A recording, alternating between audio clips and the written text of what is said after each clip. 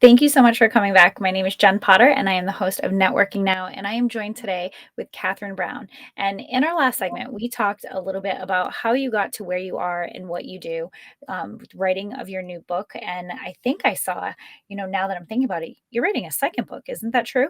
I am. You are. All right. So we're going to talk about that in a little bit. But before the break, we did talk about, coming to this aha moment as to why you wanted to start living your most blissful life. And, I referenced it by saying usually it's something traumatic or something that has happened that we're ready to heal from. And, there's different ages and different times that this kind of happens for everybody. But it seems as though your mission is very similar to, my thought process and why I also help women and business and growth. And it's, you want to help people who are in their heads, people who think like, maybe it's just me. We live in this generation, and I definitely think it's a generational thing where we don't like to talk about the things that are bothering us, right? Like telling somebody our trauma is, hard for us to talk about. And by being vulnerable, it's hard for us. Like, what are they going to think of me, right? And then you get Right. to a point in your life where you're like, I really don't care what anybody thinks about me. And that is a really weird place to be because somebody said something about me a few weeks ago and I thought nothing of it because I just didn't care, and someone was like, oh my goodness, like I felt so bad for you. I'm like, you felt bad for me? I didn't even feel bad for myself. Like, let it go. But it's this weird moment that you get to and you're like, oh, that's not going to bother me. I'm still going to sleep sound because I live my best life. And like you said, you went through something traumatic when you were younger. You didn't really process it probably till you got a little bit older, and you were an overachiever. And I can firmly relate. My trauma is very different, but there are parallels. And for me, I was an overachiever with everything. I'm going to run this marathon. I'm going to do this. I'm going to Mhm. get straight A's. I'm going to go back to school. Like, I even just recently ran the Boston Marathon last year because I was told I couldn't. So, for me, it took me a long time. And now I just compete with myself.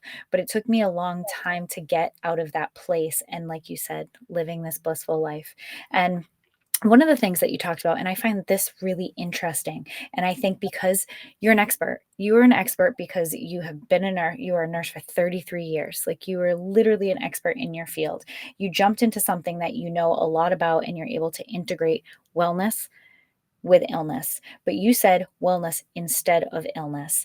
And if you could dive into that, I would love to hear your thought process, what it looks like to be well, to kind of get away from that illness, and why you're doing that and why your focus is on that, because I think it's really important. Okay, thanks. So, yes, my focus is definitely now on wellness as opposed to illness because I feel that many of our illnesses and chronic illnesses, such as diabetes, high blood pressure, obesity, um, to name just a few, cancers, they're all lifestyles that can be controlled with our actions, what we eat, what we drink, our lifestyle. Do we exercise? Do we not? Um, and also, wellness has to do with congruency with the mind, the body, and the spirit. You've heard of people that, have these horrible conditions or diseases that if they have a positive mindset, they can certainly, will themselves to be better. So again, it's that integration of mind, body, and spirit to make them whole. And it's not just about focusing on the illness. The illness is really just a symptom, if you will, of, again, the lifestyle that somebody chooses. I myself lost 55 pounds a year ago. And again, most of it was mindset. It had nothing to do, yes, it had to do with what I was eating, but it had to do with, really understanding why am I eating? You eat when you're happy, you eat when you're sad, you eat when you're stressed, you celebrate, you eat. All these things. So for me as a nurse, as for 33 years, I've seen it all. I've seen people um, be born. I've seen people die. I've seen everything in between. And I've seen people's choices really affect how their life and the results of, their diseases and whether or not they live, they die, whether or not they they develop, diabetes and then have to have amputations, and again they continue to smoke and make choices and eat things that they shouldn't. So it's all that, really, again, that congruency with mind, body, and spirit. So I focus now on, when I have clients, and I do work with men, but I mostly work with women, just because obviously I can relate with the women, just in the types of things that I focus on.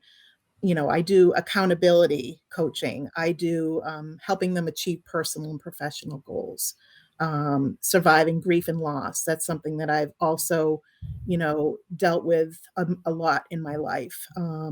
Healthy relationships, weight loss and nutrition. Anything that really anybody has, that is holding them back in life. And if you look at anybody's problem, you can always attribute it to something that, again, that traumatic event that has happened to them, that has, made them feel like, they're not good enough, or, they're going to overeat because they're stressed, and then they become obese, and then they have diabetes. So everything is all connected. It really is. And I think if we can focus on really understanding what makes that person, choose the things that they choose. Again, you can choose wellness, you can exercise, and it's not just about exercising, it's just healthy movement, it's, eating, making better choices. You can still have that piece of cake, but you can't have cake every meal, or 5 times a week.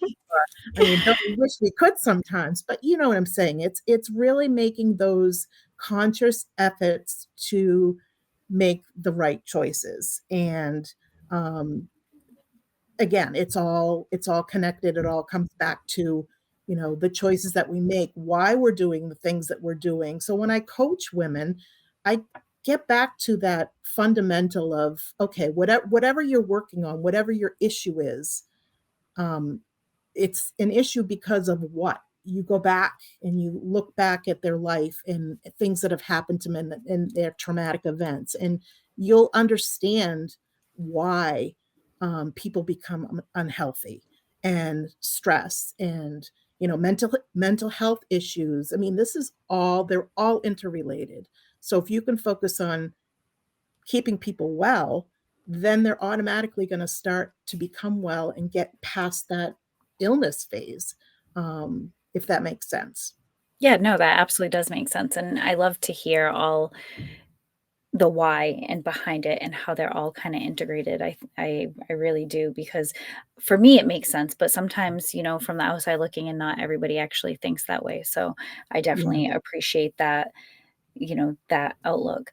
And so you said you went on your own personal journey, right? Over the past year, you lost some weight, and, you made a focus and you made a change. And, I'm sure that plays a lot into, how you feel and why you're doing what you're doing too. And it's also a testimony. I think it's a testimony to your clients, because you're like, I'm holding myself accountable. I did Mhm. this. And by me doing this and living that life, enjoying the cake, just not every meal. Spoiler alert, it's my birthday week. I'm gonna eat cake every day. Exactly. But but there is a there but there is a consequence to every action. So it's Mhm. about that healthy balance, and for me, that's really important. And I love that you did that, because now it's more fulfilling, right? Like you said, you have all of these amazing things.